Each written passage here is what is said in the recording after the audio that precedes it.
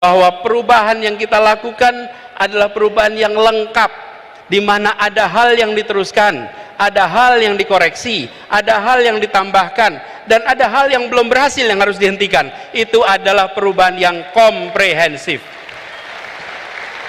Karena itu kita menawarkan kepada seluruh rakyat Indonesia, PKS menawarkan, dari Nasdem menawarkan, Demokrat menawarkan, dan kami juga menawarkan bahwa gagasan diusung, gagasan ditunjukkan.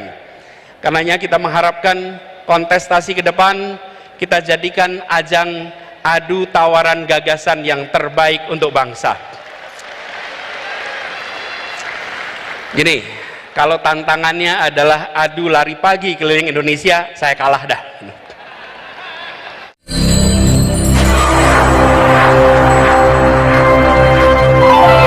Assalamualaikum warahmatullahi wabarakatuh.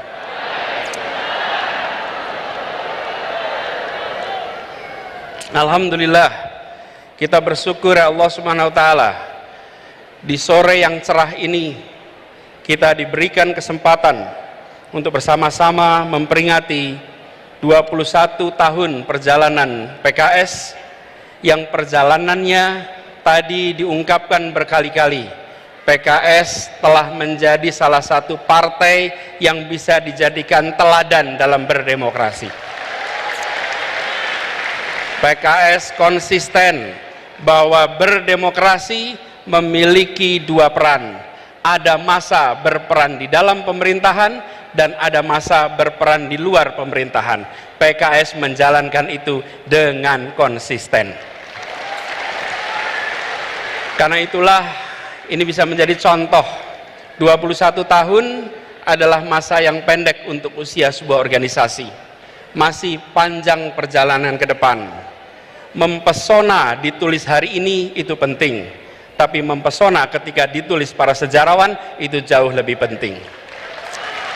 Dan PKS memberikan dokumen kepada para sejarawan nanti sebagai partai yang konsisten memainkan perannya ketika berada di dalam pemerintahan, kontributif; ketika di luar pemerintahan, konstruktif.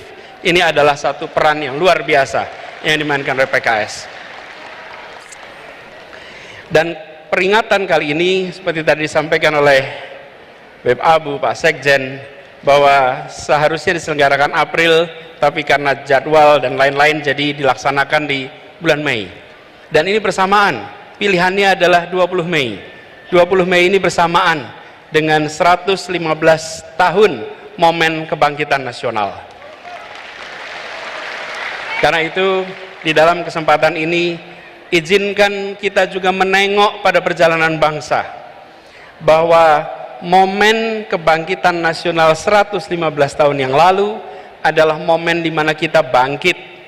Perlawanan yang dulu lokal, yang dulu fisik, menjadi perjuangan yang terkoordinir dengan kekuatan intelektual, dengan kekuatan politis, dan memiliki identitas kebangsaan yang kuat. Momen kebangkitan nasional adalah awal dari perjuangan menuju kemerdekaan. 37 tahun kemudian kita meraih kemerdekaan, dan ini adalah kesempatan hari ini untuk kita reflektif. Ketika kita bergerak ke depan di hari kebangkitan nasional, kita harus ingat bahwa kita pernah bangkit, tapi tidak ada jaminan bahwa bangkit itu artinya terus-menerus menjadi kuat. Bangsa-bangsa di seluruh dunia ada masa mereka bangkit membesar, ada masa mereka bangkit pelan-pelan turun, bahkan gagal di berbagai tempat di seluruh dunia. Karena itu momen ini di saat ulang tahun PKS bersamaan dengan momen kebangkitan nasional, mari kita tengok bangsa ini harus bisa bangkit lebih kuat, sambil kita lihat pelajaran dari bangsa-bangsa di seluruh dunia. Ribuan tahun sejarah sudah mencatat bangsa yang bangkit dan bangsa yang kemudian negaranya hilang. Ada sebuah buku berjudul Why Nations Fail, Mengapa Negara Gagal. Studi ini bukan studi teoritis. Studi ini adalah mengumpulkan berbagai peristiwa, mengambil hikmahnya, apa yang harus kita perhatikan supaya kita terus bisa bangkit ke depan. Dan di antara tanda-tanda mengapa gagal, mengapa kemunduran adalah dua unsur utama, institusi politik dan institusi ekonomi. Ketika institusi politik, institusi ekonomi itu bersifat ekstraktif, memeras, maka pelan-pelan negaranya akan turun. Tapi kalau institusi ekonomi, institusi politik sifatnya inklusif, memberikan kesempatan setara kepada semua, pelan-pelan negara akan bangkit menjadi kuat, menjadi makin berkembang. Apakah institusi politik dan ekonomi yang bersifat memeras, menyingkirkan, atau bersifat inklusif, memberikan kesempatan pada semua? Coba kita lihat satu-satu. Kita lihat institusi politik. Apa bedanya negara dengan institusi politik yang bersifat memeras, ekstraktif, menyingkirkan, dan yang bersifat inklusif atau melayani semua?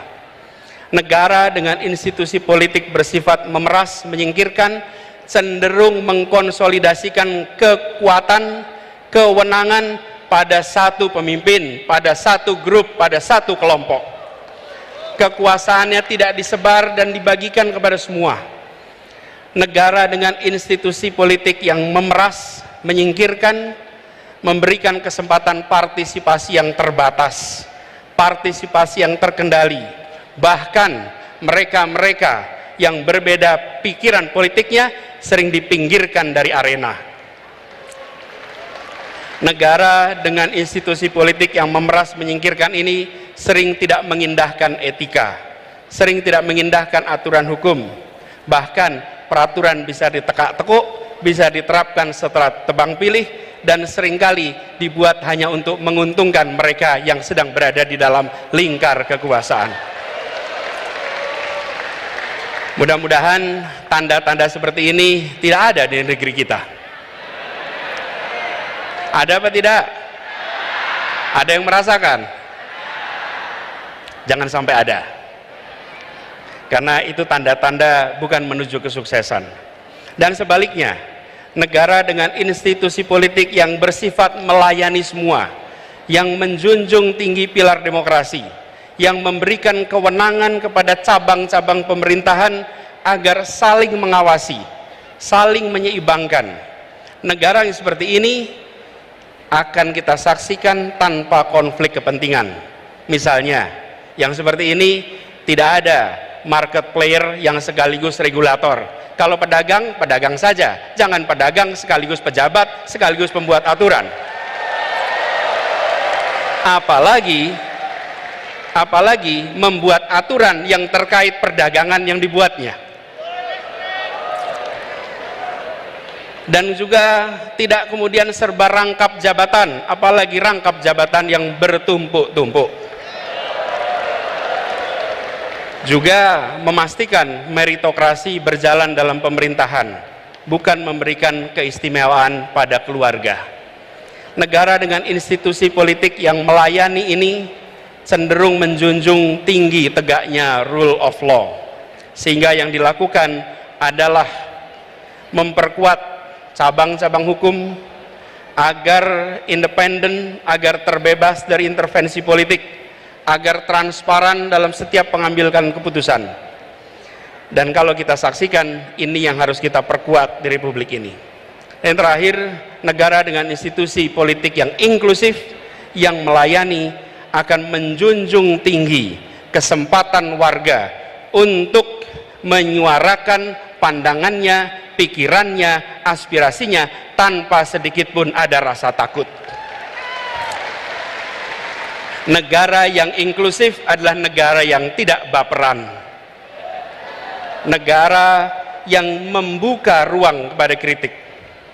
Negara atau pemerintah memiliki kekuatan aparat, memiliki kekuatan anggaran, memiliki kekuatan media, memiliki bahkan kekuatan senjata. Yang dimiliki oleh rakyat adalah gagasan, aspirasi, dan kata-kata. Jangan sampai satu hal yang dimiliki oleh rakyat, kata-kata itu pun dilarang untuk diartikulasikan. Izinkan kata-kata rakyat bisa muncul ke permukaan. Karena itu bila saat ini ada pasal-pasal yang dikenakan kepada mereka yang mengungkapkan pendapat, maka ke depan kita perlu justru pasal-pasal dalam undang-undang kita, dalam peraturan kita yang secara tegas dan eksplisit melarang persekusi atas kebebasan berpendapat. Jadi saya juga mengalami ketika tugas di Jakarta, ketika berada di pemerintahan, maka kita menjadi kotak pos alamat keluhan dan kritik, dan itu harus diterima sebagai it comes with the job. Ini adalah bagian dari pekerjaan, tidak perlu dituntut, tidak perlu diprosekusi, dan itu juga yang telah kita sama-sama laksanakan di Jakarta. Tidak ada satupun yang dilaporkan dan dipersekusi. Hal lain adalah terkait dengan institusi ekonominya.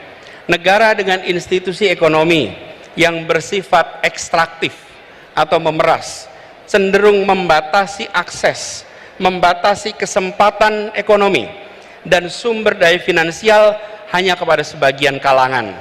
Mereka yang berada dalam lingkar kekuasaan saja, mereka yang dekat lingkar kekuasaan saja. Sementara mereka yang jauh, mereka yang tidak bersama, tidak mendapatkannya. Ini harus kita hindari. Harus dihadirkan transparansi dan pengawasan atas penyalahgunaan kekuasaan seperti ini.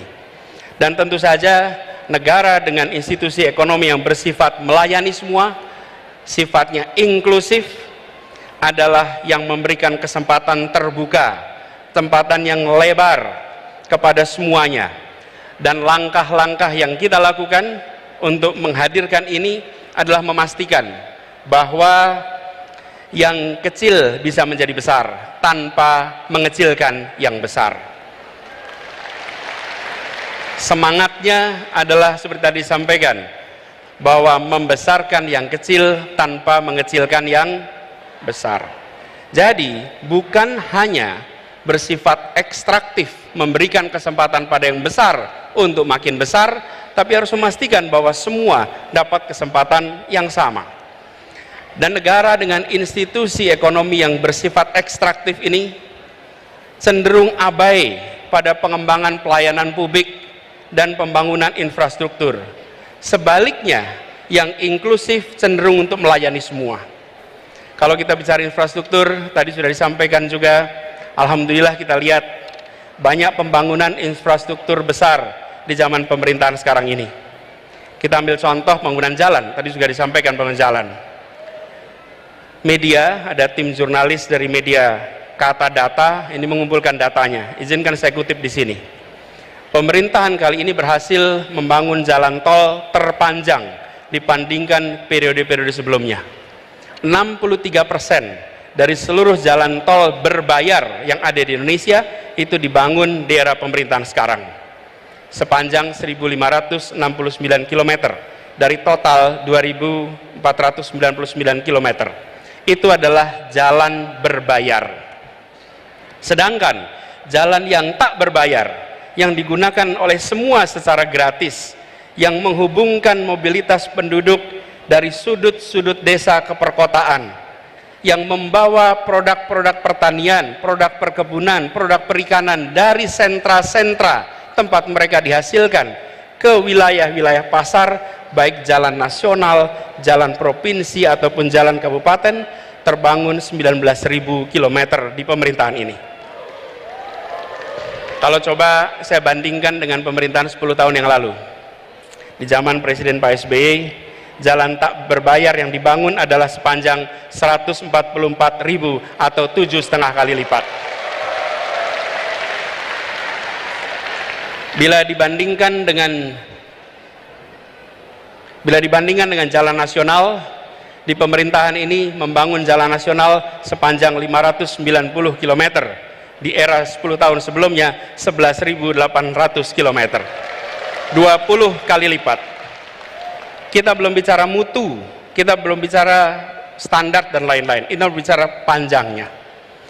Kedua infrastruktur ini jelas diperlukan sama-sama, tapi yang perlu kita perhatikan di sini adalah bahwa keberpihakan ketika bicara institusi ekonomi memberikan kesetaraan kesempatan kepada semuanya.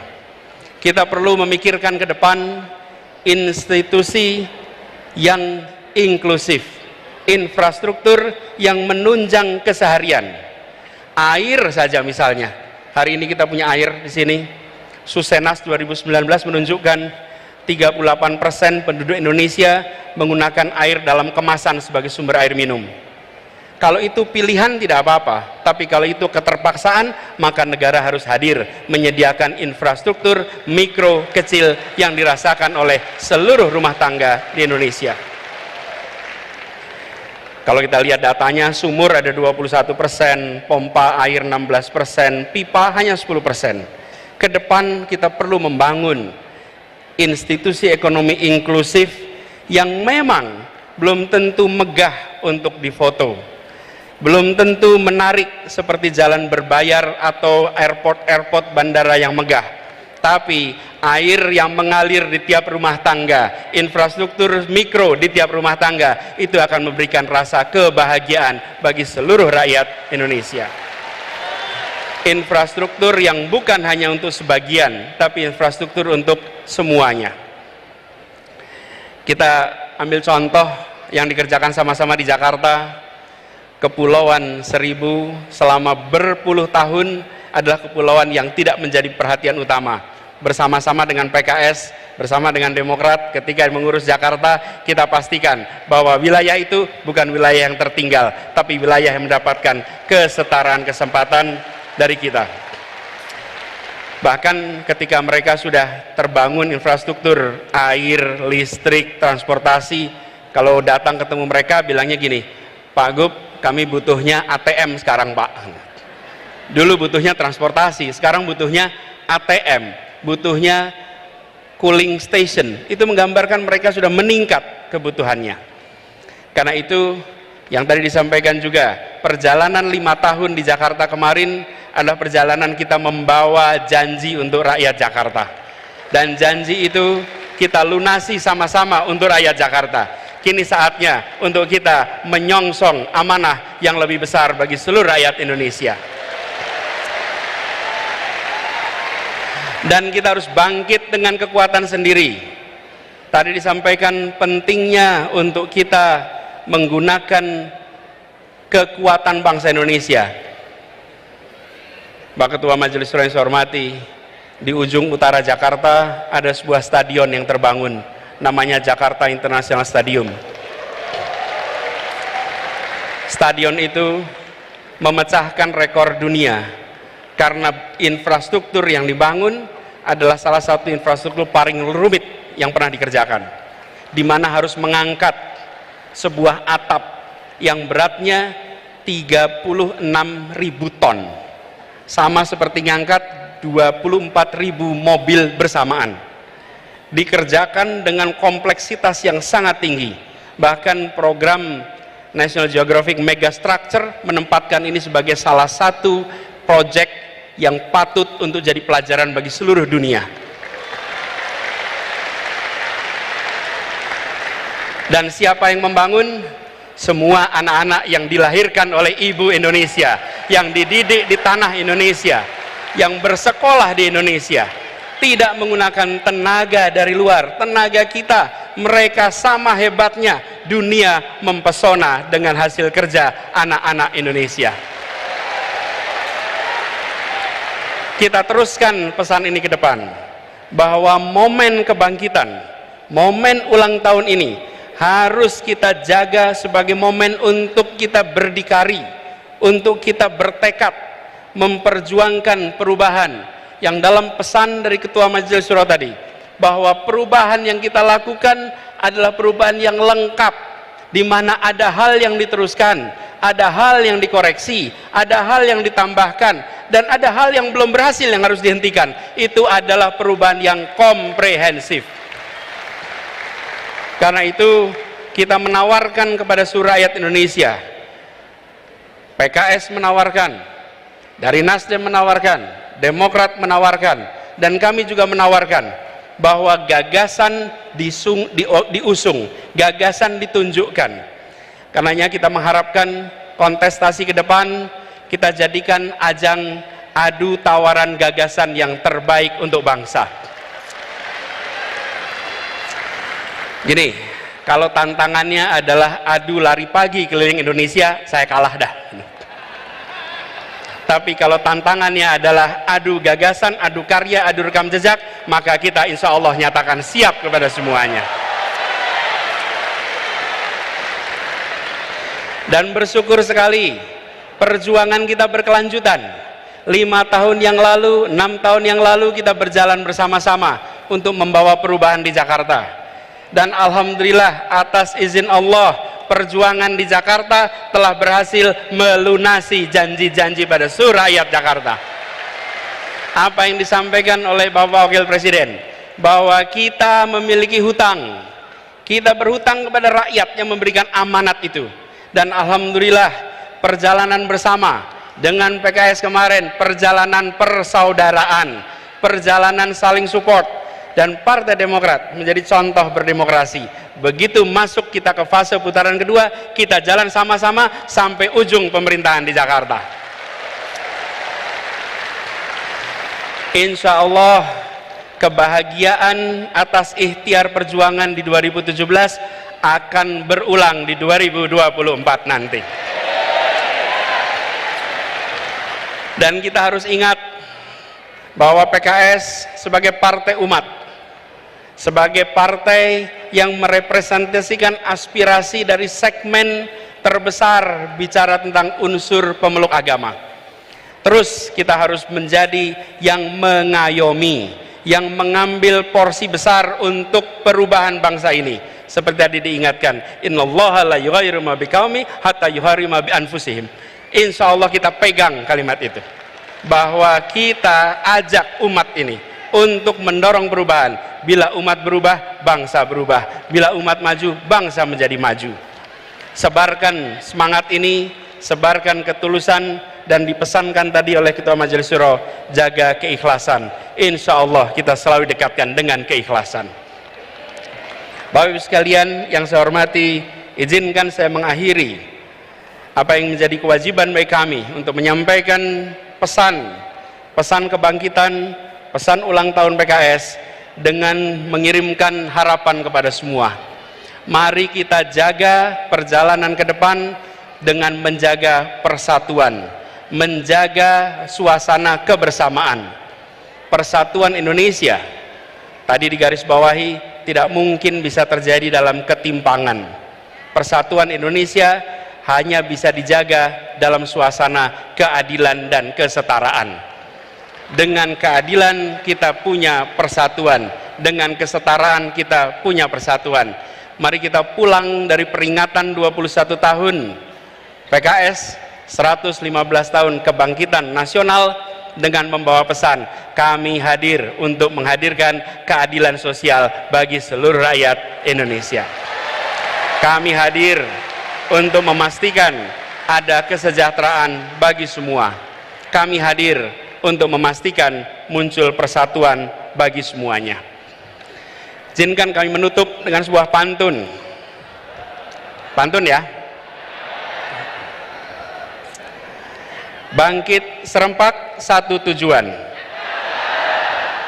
mantapkan cita perjuangan bersama. Mari bersatu ciptakan perubahan, wujudkan keadilan Indonesia sejahtera.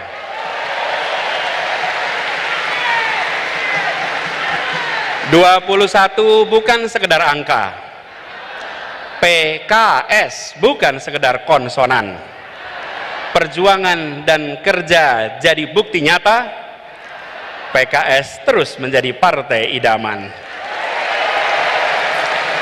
Terima kasih, kurang lebih mohon dimaafkan. Assalamualaikum warahmatullahi wabarakatuh.